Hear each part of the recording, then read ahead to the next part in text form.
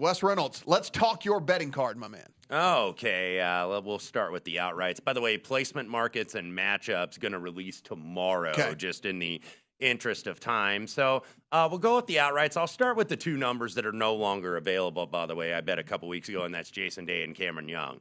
I would not bet Jason Day in the 20s. That was just, I was seeing something. He was in hot form, and I was seeing something in the match play. And he got out, by the way, 3 up on Scotty Scheffler through 7. And then all of a sudden he had that dizzy spell again. And look, you get injuries with Jason Day, and that's why he's always a risk. So I would not bet him. Now, Cameron Young, still in like the low to mid 30s, I still think is bettable.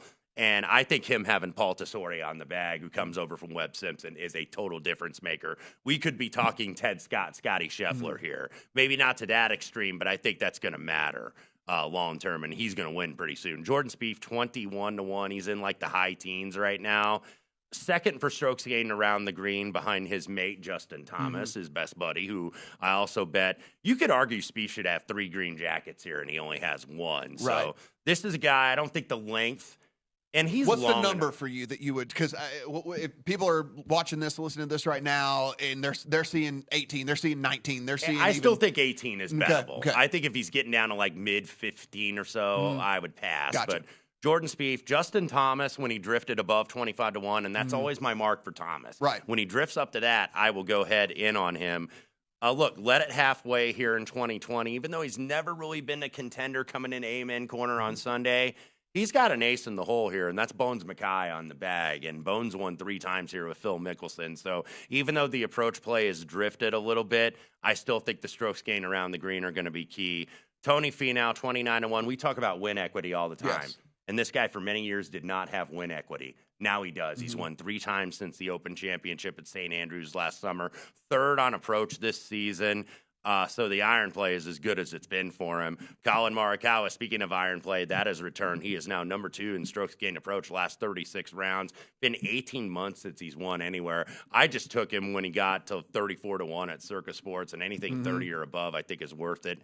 Soon JM was a late ad. I got him at 44-1. Second on debut here in 2020, was 8th here last year. So this is a guy that's been kind of like okay, not great this season. But I think, this is where he can emerge, and it's very predictive. So he's been consistent, just hadn't quite been there. Hideki Matsuyama, 50-1. 7 of his 8 wins have come on bent grass. And we know he's not a great putter, even though he's having the best putting season of his career so far. If you look at the numbers, he's actually gained in 10 of his last 12 events. So the neck injury has kind of been off and on, but he looks like he's good to go. I did play one bomb here, and that was Minwoo Lee, 95-1. Long off the tee, outstanding around the green. The approach play has improved. So those are my outrights. Real quick on the props. Gordon Sargent plus 165 for low amateur. 19 years old, Vanderbilt University. He's the reigning NCAA individual champion, number 1 amateur in the world. Gordon Sargent, I think it's going to come down to him and Sam Bennett, who won the U.S. Amateur last year. Brian Harman, top lefty. You're obviously betting against Phil, Bubba, and Mike Weir. Phil might be the only one that can concern me because he has won 3 green jackets here. But Brian Harman for top lefty. Mito Pereira, that's basically a bet against Joaquin Niemann. Mito Pereira has been better in the short sample size on the LIV Tour than Joaquin Niemann.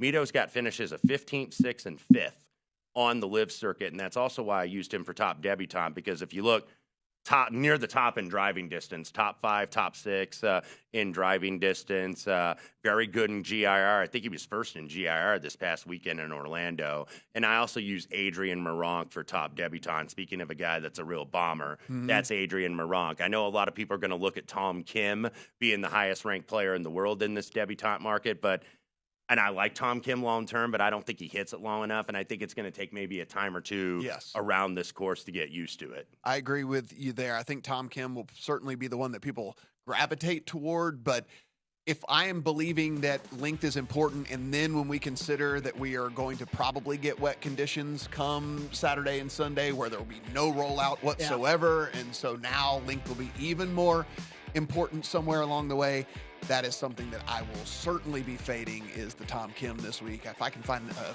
juicy matchup against him, haven't found it yet, I will certainly look that direction. Me and Kelly's picks on the other side. Stick around. So let's get to your betting cards and make sure we have time to get to it. Yeah, love that strategy too. I will fly through the outrights real quick. So that's kind of how I'm planning all this with the Scheffler note that I just made. So the outrights that I have right now that are around current numbers that I still like, Justin Thomas, Wes, I know you're on him as well.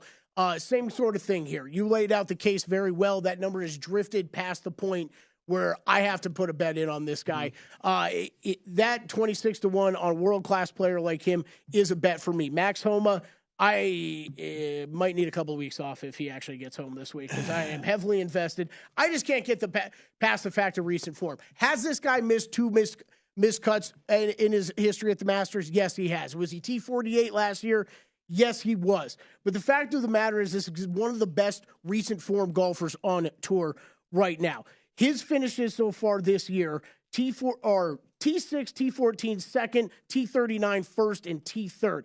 He is third in my last 12 round model, third in the field and approach, first in strokes gained par fours over that time at 30+1 on Max Homa.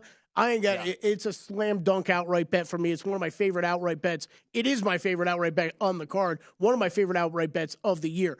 The other three guys below this are all numbers that I have grabbed as the months have been leading up. Corey Connors, 85-1. Jason Day, 85-1. Brooks Koepka, 99-1. Like Wes said, I don't know if I'd recommend playing any of those. I would not recommend playing any of those guys at their current numbers, especially since Koepka and Connors are just coming off of wins. Top 20, very heavy on Patrick Cantlay. I almost got to an outright on Cantlay, stayed off, but a big top 20 bet on him.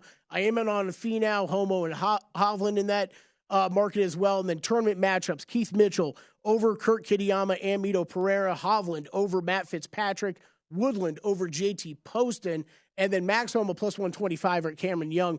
Also played a top 10 on Keith Mitchell. Interested to hear your thoughts on Mitchell, Matt, when we get to your card, because I know I saw you had him as well. He's one of these guys, he's only played one Masters. Hard to get a read on him, but he spiked in the models, so great off the tee. Ticks a lot of the boxes. He ticks a lot of the boxes. I think there is a high ceiling, low floor situation here with him. So I figured swing for the fences. Let me do a top 10 on him at 7-1, and then I'm going to play him in some matchups I'm a little bit more confident with. I am also in on a top debutant. I played Taylor Moore, who was just way up there in everything I was running model-wise. He was cracking top 15 pretty much in every model that I ran. So over 7-1 on him, I think that's a great price for top debutant. Yeah, that one's probably going to get in the account for me as well. I was looking at that this morning. From an outright perspective for me, I'm super heavy on Max Homa, and this is one of those things where the numbers, I didn't include numbers that what I got them at because it doesn't matter what I got them at, right? These are the current DraftKings It's like numbers. These are current DraftKings numbers that you're going to see on the screen right now because these are numbers that you can actually go out and play.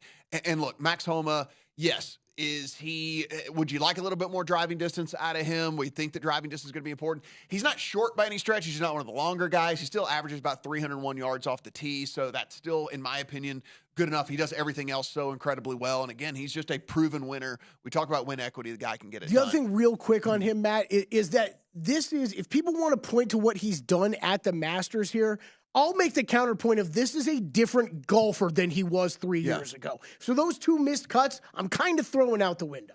So we look, Tony Finau, for all the reasons that Wes mentioned, he was inside the top 10 in – I tried to get him outside of the top 10 in different models. I was throwing in different things to see if I could push him outside of the top 10. And every single version I ran, Tony Finau is right up there. So he also made the outright card. He's not the Tony Finau a couple years ago when people say, who do you like this week? And you say Tony Finau. Right. You're not getting the groans anymore, and you shouldn't because this guy's got win equity now. Agreed. Xander Schauffele, listen, the number had just drifted a little bit too far. I would say shop around here. You can find a little bit better than this that you see on your screen right now over at DraftKings for Xander. And here's the deal. I know what everyone's going to say. Oh, well, this guy, he's never won a major, et cetera, et cetera. Well, one of the interesting things, if you dig in, guys, it's like only 2 times in like the last 35 years have we not had a first-time major winner over the course of a season. Like, so nearly every single year we get a first-time major winner, and a guy as talented as Xander, it's going to happen eventually. I don't know if it'll happen this week. I don't know if it's going to happen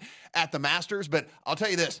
I love him. My models loved him, and just the fact that we're saying, oh, this guy hadn't won a major, Wes, like, I don't care. He's the guy I don't have that scares me. Yeah. Gil Alexander, by the way, asked me that on the Megapod, and he absolutely scares me not to have, because I've bet him a lot in the past, and he's somebody that actually does have some scar tissue in majors where he's actually been close.